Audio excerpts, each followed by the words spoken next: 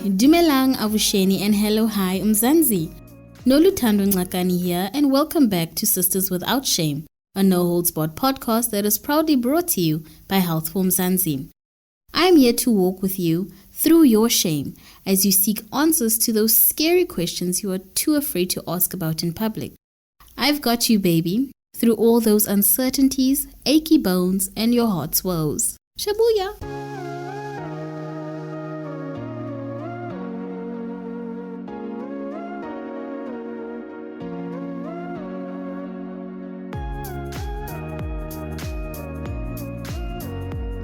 Mzansi, it's D-Day Batu.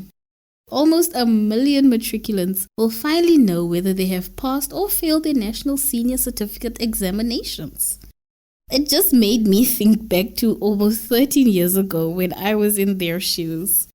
That waiting will make you feel like you have actually failed. Luckily for me, I did make it.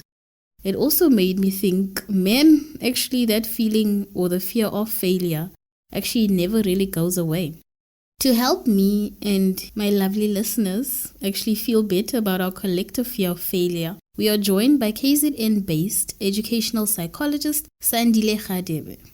Sandile was inspired by his childhood trauma to heal young minds, and he's also a student counselor at the University of KwaZulu-Natal. Sandile, can you tell us what is the psychological impact of failing matric? How do you deal after failing matric? Hi, Tando. The psychological impacts vary from one person to the next. There's no umbrella description as to how a person ought to experience failure or how they experience the after effects of failure, but it's subjective. How I respond to my failures won't be the same as the way in which Tando responds to her experiences of failure. So we need to understand that whenever a person is in a state where they feel like they haven't accomplished something or they failed at something, they will experience a sense of flight or freeze mode, of which others would define it as a state of shock. Would say, oh, I can't believe I just failed doing something, particularly something that is regarded as a deal breaker or a breakthrough such as matric, you see. So what it then does to a young person, particularly matriculants, because the majority of them are still teenagers, remember that they are still developing and there's a lot of hormonal imbalances of which it makes their reaction to life's difficulties in general be motivated by emotions in general. So whatever it is that they experience, whether it's failure, disappointment or anything like that, it'll always be amplified by their hormones. So which means that their ability to reason or to regulate their thinking patterns or capacities is motivated by their emotional parts of their brains. What that means is that they will internalize or define failure based on how they have interpreted failure from their emotional reference. A person will start feeling that, okay, I failed, it means I'm not good enough, I'm a bad person. That type of thinking, of which it would result in many of them or most of them experiencing depressive symptoms, where a person will feel like they want to be alone as a result of maybe not meeting the societal expectations. When I say society, I'm including family as well. Because you'll find that their family members or their caregivers also put pressure on them and saying things such as, you are the hope of the family, you need to enroll at university, of which that alone creates a psychological barrier should they feel that they have not met the societal expectations. And how does one deal with these after effects? Basically, for teenagers or people that are still developing and people in general, they need to feel that they have some form of support, that they're not alone, that everything will be fine, meaning that their feelings and emotions need to be validated every now and again. And for me as a professional, I believe that such things need to be given to people, especially matriculants, from the beginning of the year or from the start of the matric year. Not to say that we're only going to start supporting them when they have failed, but throughout their matric year, for instance, should they experience any difficulties, perhaps during the course of the year, as a parent, you need to be there to validate that, okay, I can see that you are probably burnt out because of the societal pressures, maybe from family or friends or neighbors as well. But then, should it happen that you do not meet your expectations or other people's expectations, it's fine. There's always room for development. And failure doesn't really mean that you failed, but it means that there's still room to try again. I always encourage people to get a firm supporting or support system or support structure, more especially if they have experienced failure. So we grew up in an era where children would even go as far as killing themselves when they do not see their names in some newspaper. How do you move on from the grief of failure? As I had explained before, that how failure impacts us, particularly for people who have written their matric results and it turns out that they have failed, how it affects them is subjective from one person to the other. However, when a person responds to failure, some people respond in a similar manner as when they have lost a loved one. It sort of like takes the form of a grieving process. And just like grief, there is no manual standard way of how one ought to grieve. It depends, it's subjective from one person to the next. As I've explained, that failing might result in a person experiencing depressive symptoms, where a person feels as if they want to be in isolation, they want to shut themselves out from the societal interactions, perhaps due to the fear of the unknown. As I had explained before, that most of these people are teenagers, and whatever it is, their way of thinking and their behavior is motivated by emotions. So as a result, I fully encourage support from family members, friends, and for them to be mindful of what it means to fail. Oguti, yes, I have failed now, but then to me, what is a defining factor of failure? Does it mean that I've disappointed my family? Does it mean that I will no longer be able to achieve my goals? And what are the possible solutions to this? However, for a person who is currently experiencing that, it's very difficult to make that sort of reasoning because they over-catastrophize everything. That, okay, since I've now failed, it means that I'll never be anything in life. I'm a disappointment. How will the society look at me? All of those types of thinking will now result to a person wanting to not feel any of that. And not only for people who have failed, but suicide in general. Whenever someone is suicidal, the intention is not necessarily to die, but the intention is to not feel, is to escape reality, because many people affiliate death and sleep. So they'll believe that once I kill myself, I will have a sense of peace in my life, whereas nobody really knows, because once you've killed yourself, you can't come back and pick up from where you left off. Moving away from that, it's seeking help from well-trained individuals like counselors, psychologists, and all of that. Because as much as you can have support from family, as I explained in my previous VN or in my previous response to the first question, that I always encourage that the support becomes part of the starting point of their matric year, than to say they should get support right after they failed. Because as I've explained, it comes with disappointment to family, feelings of disappointment that they might experience from society. And in most cases, those feelings, they are self-driven. They're not directly coming from society, but they are thoughts, core beliefs about themselves, that just because they've heard so much encouragement, they've had so much encouragement from family, their family members speaking so well of them. So now they're thinking that, okay, I've disappointed all of these people. The only way I should just escape all of this is through suicide. Because at that point, when a person is faced with a depressive episode, they're unable to see any positive in life. Hence, I always encourage that parents should start supporting their children from the onset of their education, not only in matric, but from their onset. that they need to be realistic when they talk to their children. That, okay, in life, you're going to find hindrances. You might fall, but it's important that you always get yourself up. Having that continuous support, not support at the final stage of their grades, if I can put it like that. It's the new year, and some of the matrics who have made it to the next phase of their lives will be headed to university and colleges throughout the country. New journeys are always filled with anxiety. How can a new student manage the anxiety of this new chapter? And maybe also share some tips for how parents can remain calm during this transition. Before I respond to this question, I'd want to make a connection or clarify that the correlation between depression and anxiety. As I have mentioned before, some people who have experienced failure would experience depressive symptoms, such as isolating themselves, not eating, not sleeping well at night, and all of that as a result of a triggering event.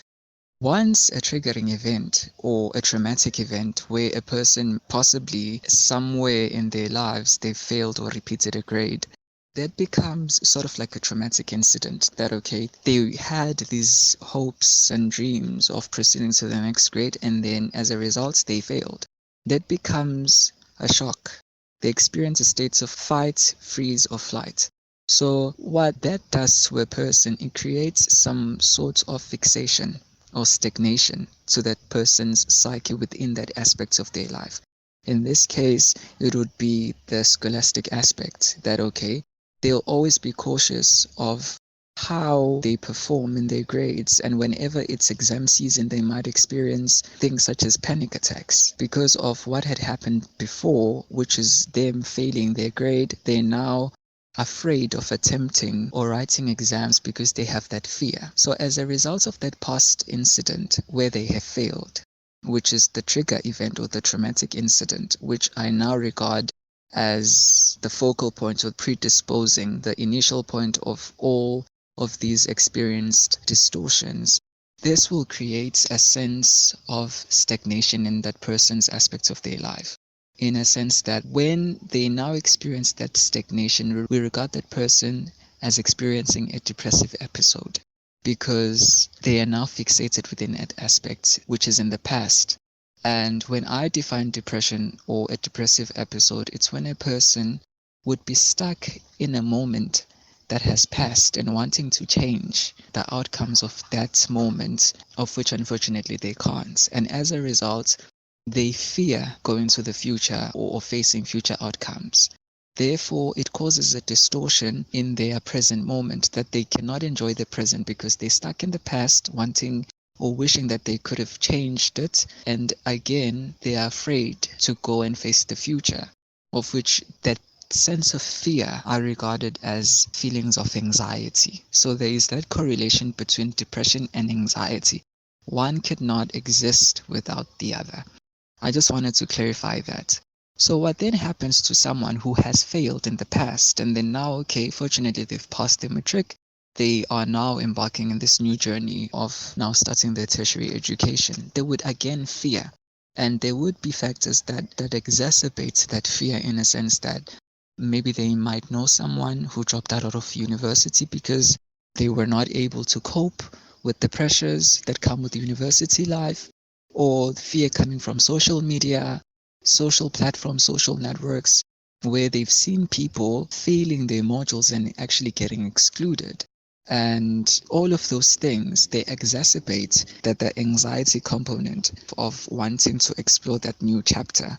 What I always advise people or clients who often come to me with problems relating to adjusting to a university setting, I would firstly want to explore if they've ever encountered any feelings of failure. And if so, what was the cause and outcome of that? Were they able to deal with that? Because with people who have anxiety, you find that they have experienced a traumatic event before, and as a result, they have this ongoing fear of trying new things, particularly pursuing tertiary education. So we cannot go forward and address that anxiety alone without actually going to the predisposing factor, that the initial starting point where They felt as if they were a failure.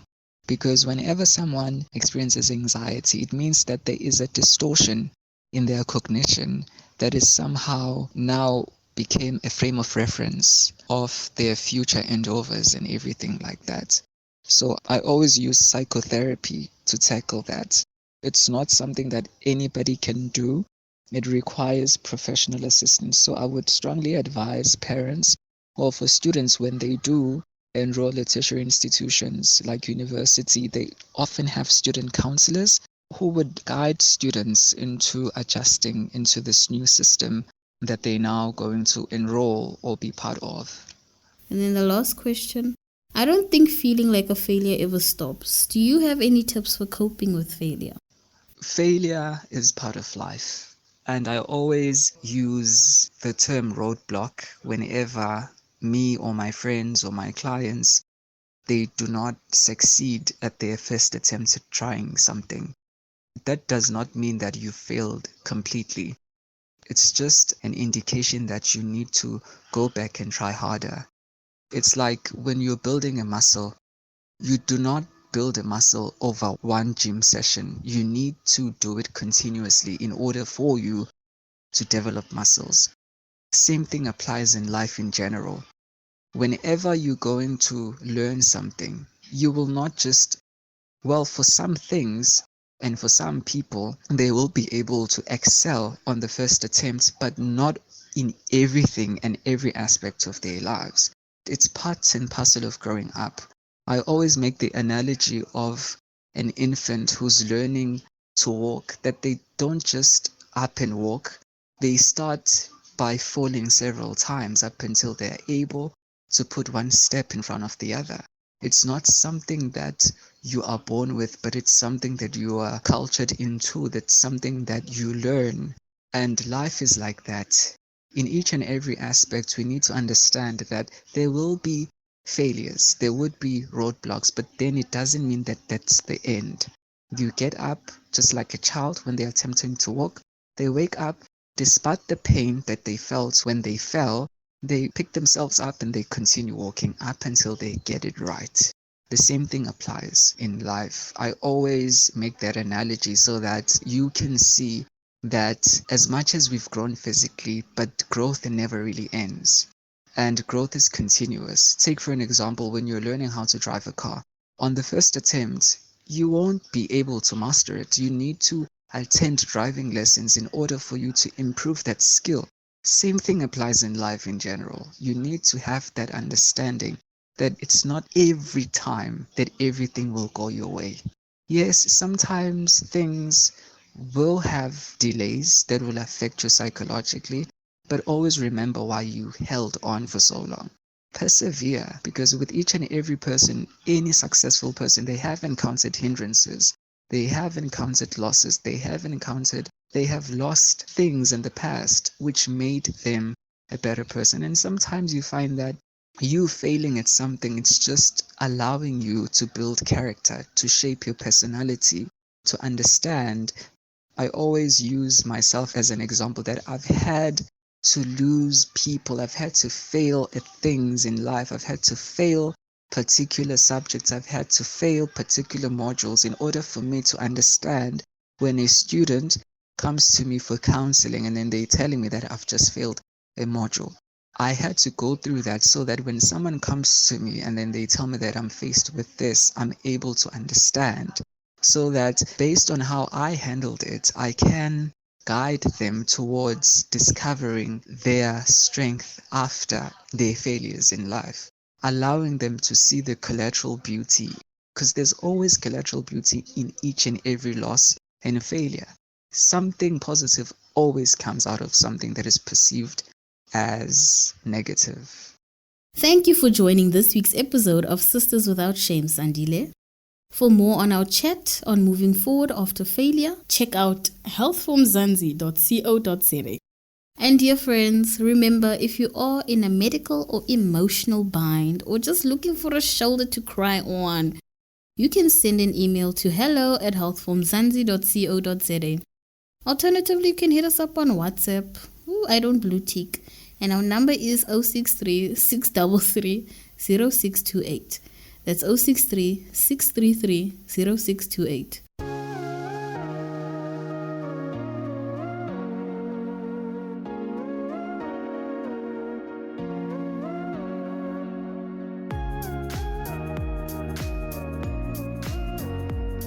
But kids are going through the most, and they really do need your support.